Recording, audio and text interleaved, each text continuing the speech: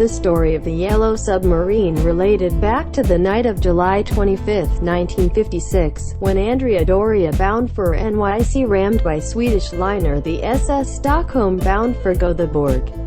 In extremely foggy weather in the North Atlantic, 220 miles 350 kilometers from New York, without radio communication between the vessels. Captains were unable to adjust their courses and prevent fatal contact.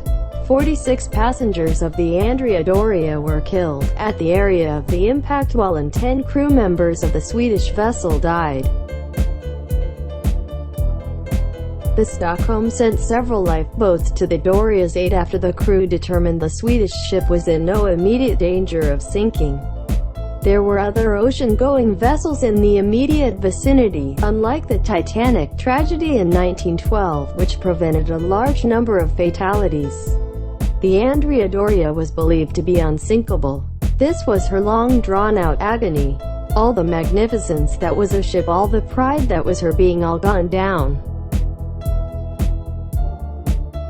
Since then, the ocean liner Andrea Doria sank south of Cape Cod. She has taken 12 more scuba divers who decide bring back some souvenir from the boat. The remains of the ship are at depth 240 feet 73 meters.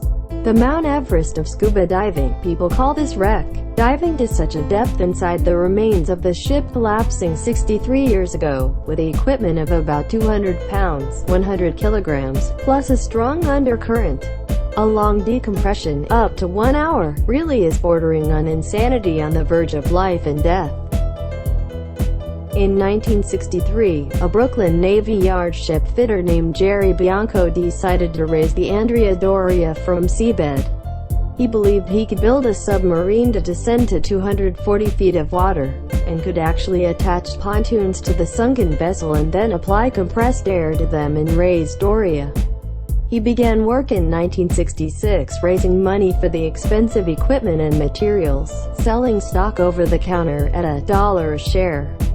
Bianco did the designing and most of the welding himself, but also employed some workers as needed. His two sons also contribute their efforts. Bianco never even piloted a sub before. After 4 years of hard work, a 40-foot, 83-ton Yellow Submarine was ready to be launched from slipway on the shores of the Coney Island Creek. The Questor 1, the submarine's official moniker, was coated with yellow zinc paint, the most economical Bianco could find.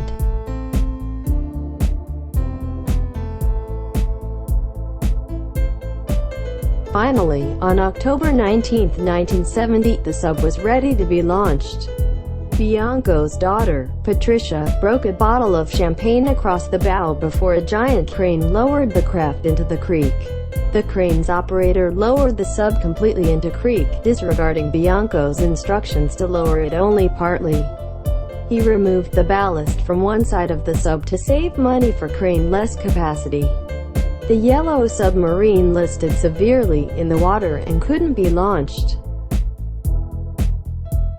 Bianco later refilled the ballast and tethered the sub, but his backers' enthusiasm waned, and he could never return to the project.